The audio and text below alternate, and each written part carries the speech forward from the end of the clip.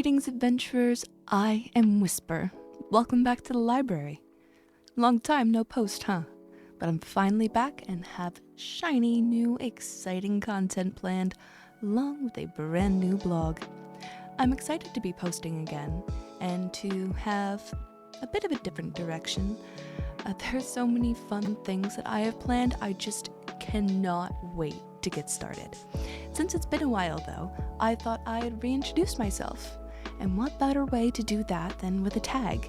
As you can tell by the title, this is the first of the year book tag. It's still January, so I count that as being on time to do it. First, for those new here, a little bit about me. For all intents and purposes, you may call me Whisper.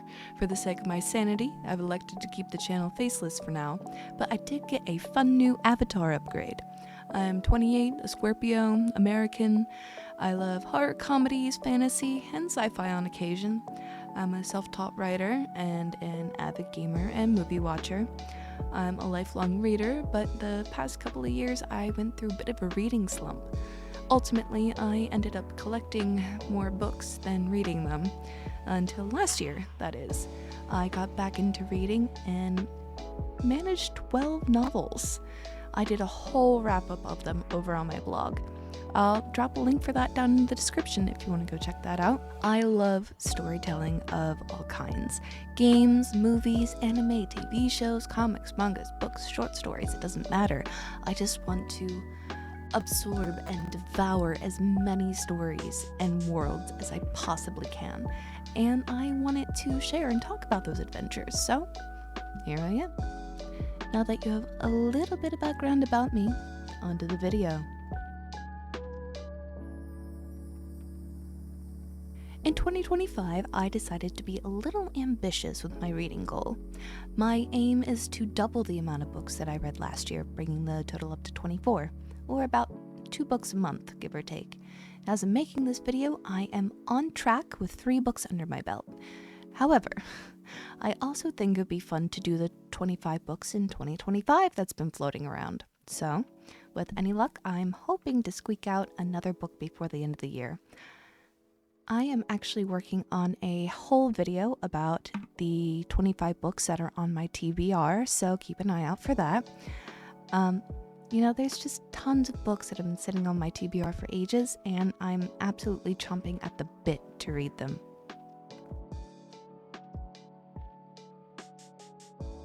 My absolute favorite book of all time is Howl's Moving Castle, which is also my favorite movie. It's been ages since I gave it a proper read, and I honestly wouldn't mind going through it again. Embarrassingly enough, it took me until rather recently to realize that Howl isn't from Ingary like Sophie is. Thinking about Sophie's description of everything, I was envisioning something completely different. But it's interesting to look at our world through the eyes of someone from a purely fantasy world. It was a nice surprise, even if it was a little embarrassing. So I'm interested to see what I missed the first couple times around. Since I've been out of reading so long, it's hard to pick a book that's a priority for me. There's so many books I'm dying to read this year. A Study in Drowning, Tender as the Flesh, Immortal Dark, any of the Grady Hendrix novels I have on my list. I truly can't pick just one that's a priority read for me.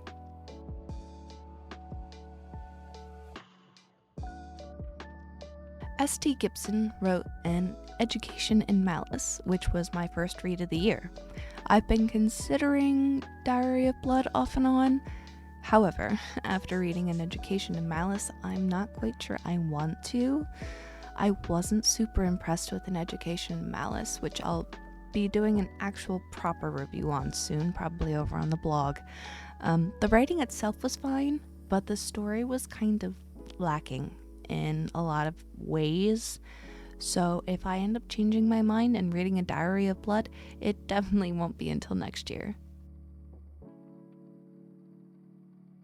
A new theme I'm exploring in my reading this year, which I didn't even realize was a trend in my TBR until I inspected further, is Dark Academia, An Education in Malice, Voice Like a Hyacinth, an absolutely amazing book I read this year that I will be doing a review on. Immortal Dark, A Dark and Drowning Tide. I'd consider all these to be dark academia books. It's been interesting so far. I found that academia and college academia is much more interesting than revisiting high school over and over and over again. So I'm looking forward to exploring into it a little bit farther. About 2 years ago, I bought the Six of Crows duology on a whim, and I just haven't gotten around to reading it. I'm currently working my way through the previous book challenge, and one of the rules is to read a book by the same author as the previous one. I have The Familiar by Leigh Bardugo, so I figured this was the perfect time to read at least the first book in the Six of Crows duology. I have heard people say that Six of Crows could have been a standalone novel and that the second one wasn't really necessary, so I'm just going to be going off that assumption for this. And I guess later on down the line, if I want to read the second one, I will.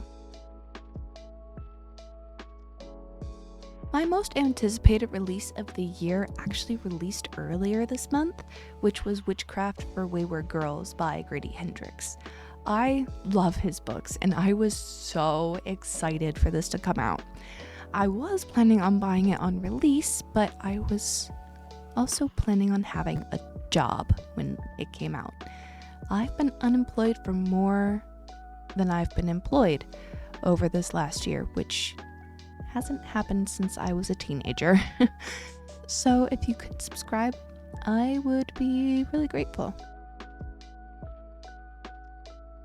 In 2024, I read 12 novels, 1 audiobook, 25 manga, 2 novellas, and give or take 17 short stories. In 2025, my goal is to double the number of novels and short stories I read, as well as read 3 complete manga series: Blood Lad, Ouran High School Host Club, and Sailor Moon. I own all 3 of them, and I tracked Blood Lad across the internet because I love the anime and it was canceled early on. It's very hard to find an out-of-print manga. I finally have all of them in my possession. So my goal is to put all that hard work to good use and actually read them. Howl's Moving Castle is actually one of 3 books. You can technically read them in any order. However, even though I own House in Many Ways and Castle in the Air, I'm not sure if I'm ever going to read them.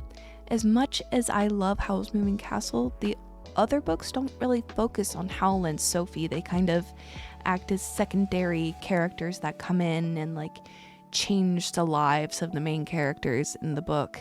I know the House in Many Ways, Howl and Sophie have a little boy named Morgan, and Sophie gets turned into a cat, I think, but I haven't actually read too much of it, so I'm not really sure if I ever will.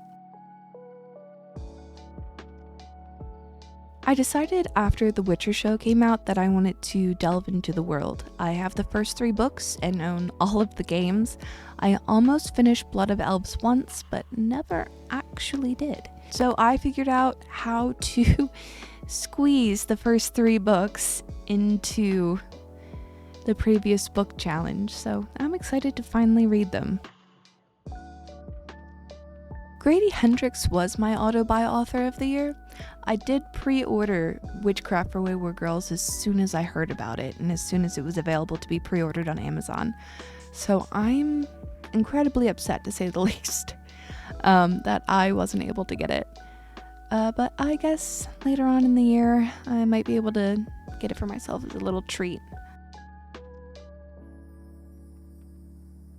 Truthfully, I don't really know what's coming out this year, movie or show wise, at least for adaptions.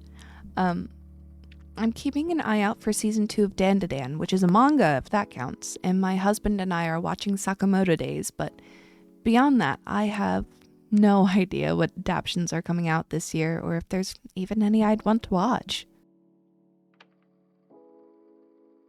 In my 2024 book wrap-up, I mentioned that last year I started reading a Botanist's Guide series, which is a mystery detective series set in 1920s London about a botanist named Saffron Everly. The fourth installment of the series, A Botanist's Guide to Rituals and Revenge, is releasing later this year, and I'm so excited. We're finally going to see more of Saffron's family and explore her relationship with Alexander further. I'm really hoping that he becomes the Ned to her Nancy. I used to have a huge issue not DNFing books that I just wasn't enjoying.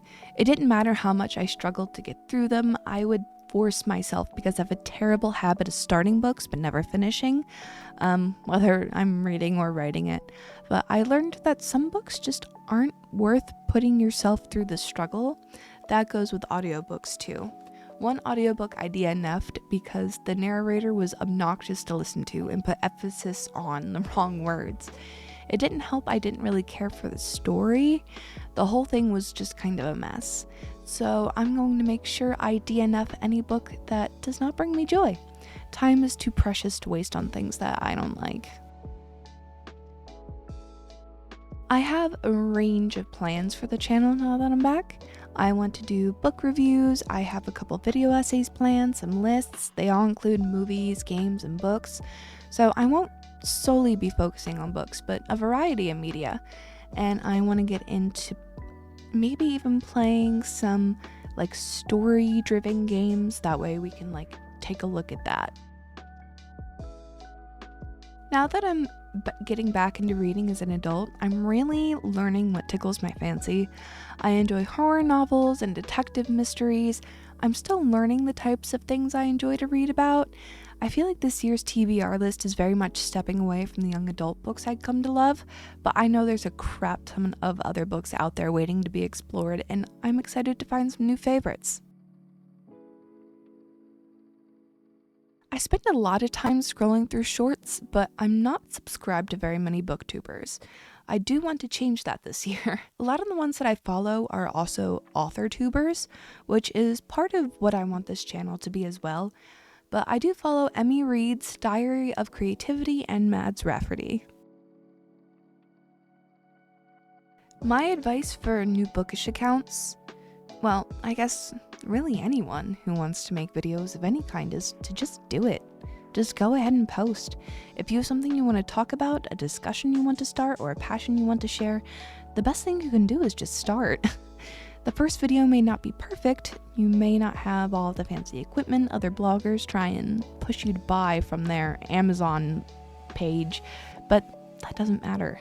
The point is that you're putting something out there, so just do it, even if you're afraid. It's always, always better to try.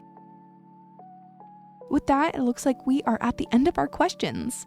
I'm just excited to be here, to be frank, to be back and posting and have a clear view in mind of where I want the channel to go. I hope that you'll come along for the ride. You can check out my blog in the description below, and don't forget to like and subscribe. Let me know in the comments about your bookish thoughts. What are you reading? What are you looking forward to reading this year? Have you thought about starting a booktube or book blog yourself? Let me know. Until next time, I have been Whisper. Please come back and visit the library again soon.